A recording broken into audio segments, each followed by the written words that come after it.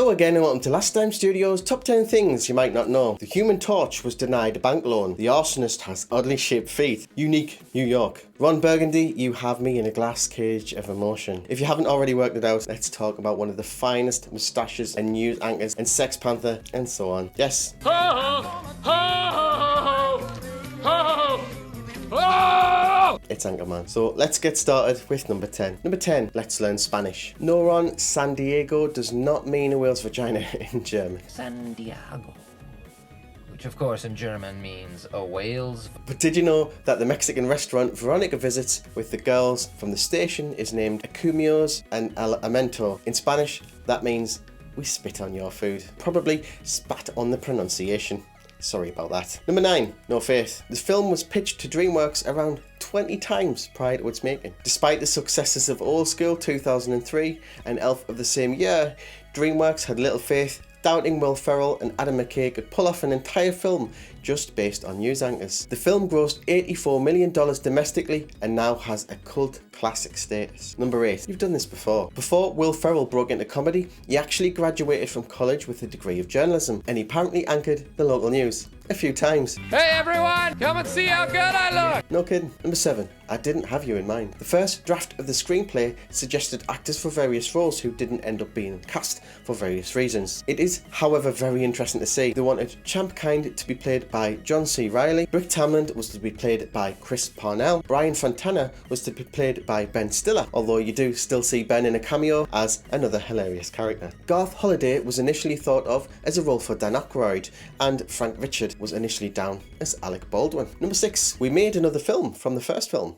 Yeah, so it ended up being the case that Adam McKay had so much extra footage from the film that he was able to edit a second film out of it. The film was entitled Wake Up Ron Burgundy, The Lost Movie, and no, it's nowhere near as amazing as the footage that made the main cut, but it's worth a watch if you're a fan of the series. Number 5, another story entirely. Adam McKay said that the first draft of the script was an entirely different story. It started off as a plane load of news anchors that would crash in the mountains. The script was actually a parody of the disaster film Alive. In this story, the plotline has the news anchors discovering that the plane in which they crashed is carrying monkeys and martial arts equipment, leading to a battle between cannibalistic newsmen and star-throwing monkeys. Okay.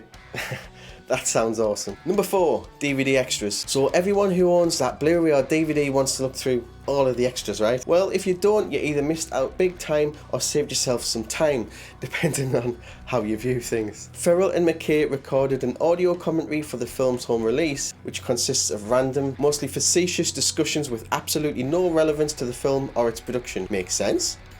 Number 3, noteworthy credits. So there's some noteworthy credits here. Yes, it's no Marvel film, but it certainly should keep you in your seat for a little bit longer. As well as the outtakes from the film, the credits also hilariously show an outtake from the film Smokey and the Bandit Ride Again, 1980. There's also one more scene at the end where the credits roll and the anchor team is talking to Ron about where they will be years from now. As you might remember as well, in the opening the filmmakers display the text based on actual events. Only the people, places and events have been changed.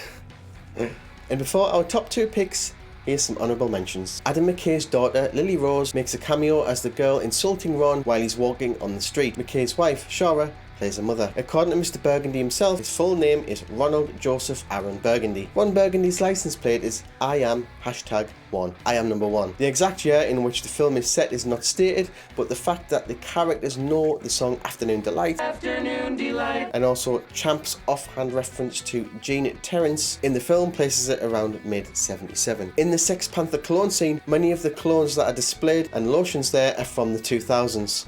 And not the 70s. Oops. Number 2, references. So there's so many references to other movies in the film, but here's a few. 2 guys on horses throw a net on Brian Fontana and drag him while drum music plays. That's a reference to the Planet of the Apes in '68. Ron's dog is named Baxter, a reference to Anchorman Ted Baxter on the Mary Tyler Moore Show, 1970. Brian says, "I'm too old for this shit," which is taken from Danny Glover's character Roger in Lethal Weapon in 1987. Ron mentions the Human Torch early in the film, obviously from the Marvel Universe's Fantastic Four. Human Torch. Burgundy's arrival by helicopter at the start of the film is from Adolf Hitler's arrival at the beginning of the Triumph of Will 1935. Okay then.